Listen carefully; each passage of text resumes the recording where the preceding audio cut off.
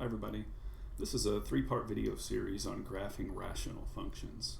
So this is the simplest example, and we're going to build more features into these rational functions in the future videos. But the instructions are going to be the same in all three videos.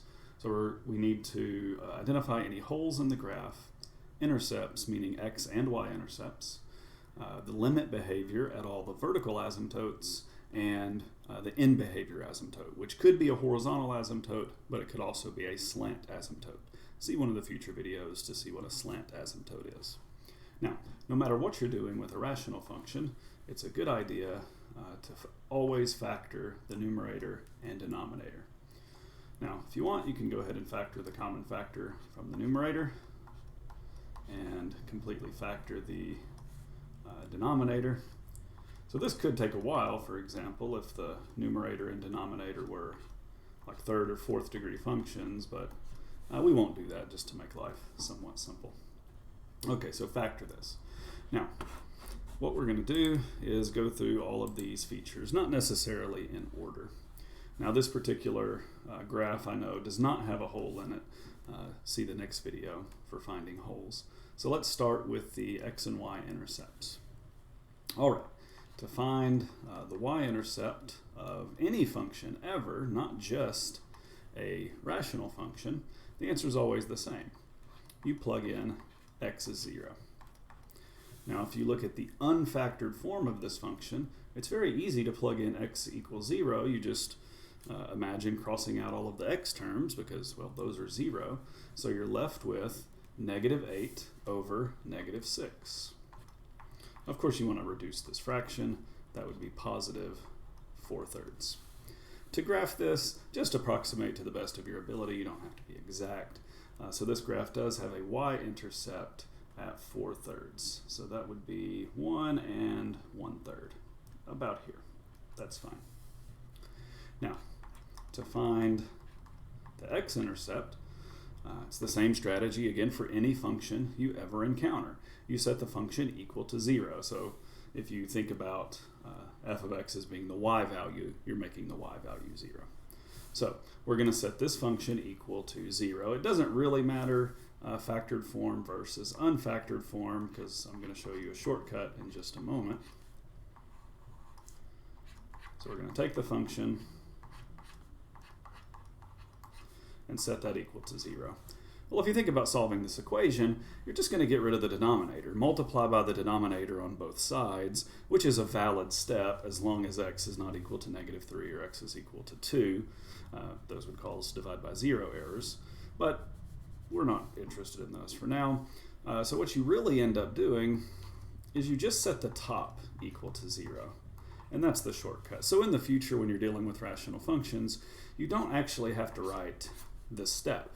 Just take the numerator and set that equal to 0. So that's how you find x-intercepts. You let the top, you let the numerator equal 0. So this factor 2 is not doing anything. You can divide by 2 if you want, or just ignore it. So we have an x-intercept at x equals 4. I'm moving my writing to the right, so I leave room down below, by the way. So we have an x-intercept at the point 4, 0. And note, that's our only x-intercept. That's going to be important in just a minute. All right, so now let's go on to asymptotes. Let's find, let's find the vertical asymptotes. Vertical asymptotes happen when the denominator equals 0, mostly. There's an exception that we'll get to in a future video. Because when you are dividing or getting close to dividing by 0, let's say x was equal to 2. So look at this factor. If x was equal to, or if x was close to 2, this factor would be a very, very small number.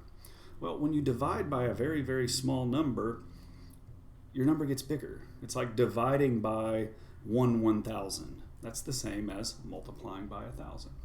Anyway, that's why you have asymptotes when the bottom equals 0. So long story short, set the denominator equal to 0, x minus 2 equals 0. So we have vertical asymptotes at x equals -3 and x equals +2. So go ahead and graph those. And when you're doing this on paper, I suggest you get some colored pens or pencils so you can distinguish the parts of the graph, just like I'm doing with my electronic pen here. So I'm going to draw my asymptotes at -3 and +2. All right, now for the end behavior asymptote. You're probably not used to that phrase. In Algebra 2, you typically called these horizontal asymptotes. And that's fine. This example does have a horizontal asymptote. We'll talk about the phrase end behavior in a moment. So if you remember from Algebra 2, the location of the horizontal asymptote, if there is one, depends on the degree of the numerator, which is 1, and the degree of the denominator, which is 2. So, to prevent writing too much, we'll just say this. If the degree of the bottom is greater than the degree of the top, again from Algebra 2, the horizontal asymptote occurs at y equals 0. So this is a horizontal line at 0, which means it's going to overlay the x-axis. Now, you may wonder why I'm only drawing the horizontal asymptote far to the left and far to the right. Well, that's because the horizontal asymptote is really an end behavior asymptote. This tells you the behavior of the function, well, it's in the name, at the end for very large values of x's. So way over here to the right and way over here to the left, large negative x's. The end behavior asymptote, the horizontal asymptote, tells you nothing about what happens in the middle of the graph. So I just don't like to draw the line in the middle of the graph. Some students get the mistaken assumption that you're not allowed to cross a horizontal asymptote. Well, if you look at this example, you see that we have an x-intercept at 4, and the horizontal asymptote is the x-axis, so the graph's definitely going to be crossing. Okay, so we're almost done. We only have one thing left to do in this particular problem. We found the holes, there aren't any. We found the intercepts, that's done. We found the end behavior asymptote, that's done. So we have two things left. The limit behavior at the vertical asymptotes and the graph. And these two really go together. We're going to do these at the same time. Now, the way we're going to write the limit behavior at the asymptotes is some calculus notation that we used very briefly when talking about the leading term test a long time ago, so we're going to adjust it. So we have two vertical asymptotes. I'm going to take the one at +2 first. Using limit notation, we find the limit as x gets close to 2, and we use a superscript minus sign, and this means on the left-hand side of the asymptote. So you imagine you're going to 2, and then you're subtracting a little bit. So we want the limit as x approaches 2 from the left. We also want the limit as x approaches 2 from the right. So this means go to 2 and add a little bit. That's going to go to the right. And we're also going to have to do the same thing with the other asymptote, the asymptote at -3. I'm not going to write that one. Well, no, I lied. I am going to write that one down. So we need the left behavior, we need the right behavior at both of our asymptotes. So we also need the limit as x approaches -3 from the left, and the limit as x approaches -3 from the right. So you might be thinking, oh man, there's 4 questions left. This sure is a long problem. Well, remember I said we're going to be talking about this limit behavior and sketching the graph simultaneously. Some of these questions are going to be very, very fast to answer, and then some of them we're going to have to think about. So we'll start with a couple of these that you can just answer without doing any work. And the key is right here. The y-intercept that we found at the very beginning, this is at 4/3. Well, my claim is because the y-intercept is at 4/3, I know that the graph is going to have to approach positive infinity on the left side of this asymptote. So why is that true? We'll just use the process of elimination, sort of. If the graph were touching this y-intercept and the graph tried to go down to negative infinity, well, you'd have to cross the x-axis. But we know the only x-intercept is right here. So what I just drew in that orange color is impossible. That can't happen because we know where the only x-intercept is. So the graph has to go to positive infinity. And for the same reason, oh, that was still my eraser. I should probably change that. So from 4/3, because this is the only x-intercept, the graph has to go up. And also, it has to go up here for the same reason. If the graph tried to go down, we would have to cross the x-axis, but we know the only place where we cross the x-axis. So, we got 2 of these questions for free. On the left-hand side of the asymptote at 2, the graph went to positive infinity. On the right-hand side of the asymptote at -3, the graph also went to positive infinity. There was nothing to think about. Now, unfortunately, we can't use the same thought process to figure out the other asymptote behavior. So we have to think. And here's what you do. And this literally is a thought process. There's no work to show if you're doing this for homework. You don't have to draw a stick figure like I'm doing. So here's my stick figure, and he's thinking about what happens on the right-hand side of 2. All right, here's what you do. You pick a number very close to the right-hand side of 2, like 2.001.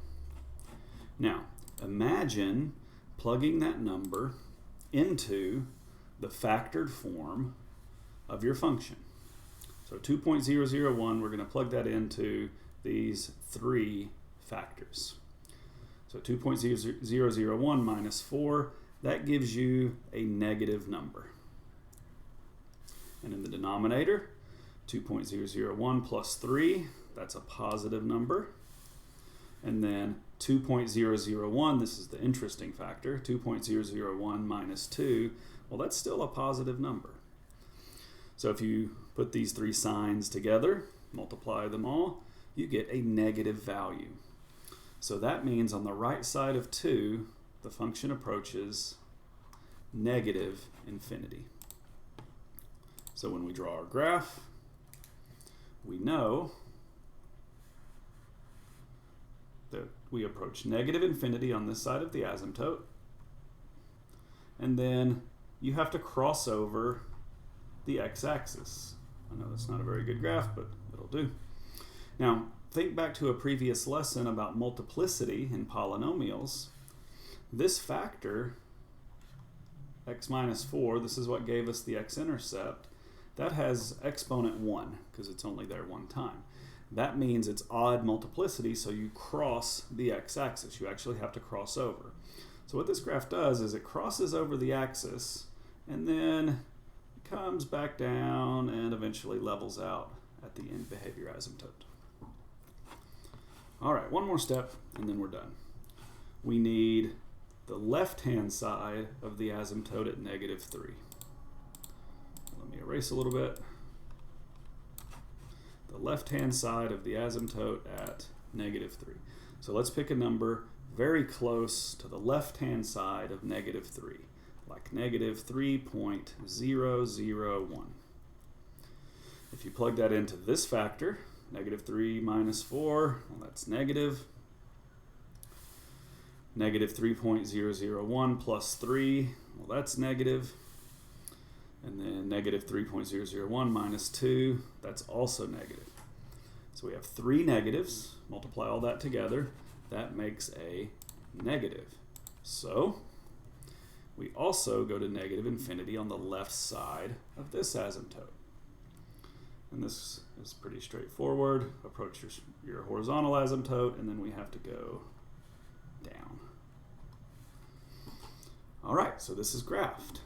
Now this seems like a rather involved process. My screen is full of ink, obviously, but most of this you don't actually have to show. I wrote most of this just because I'm making an instructional video. The things you actually have to write down are just the y-intercept. You can do that in your head. If you've already factored, you can just write the x-intercept down. If you've already factored, you can write the vertical asymptote down. If you know the rules, you can write down where the horizontal asymptote occurs. All of this about the limit behavior is either from the graph or a thought process about numbers. So you really don't even have to write any of that down. So this isn't nearly as bad as it looks. So this was our first example. Be prepared for 2 more to see some other features of rational functions. See you then.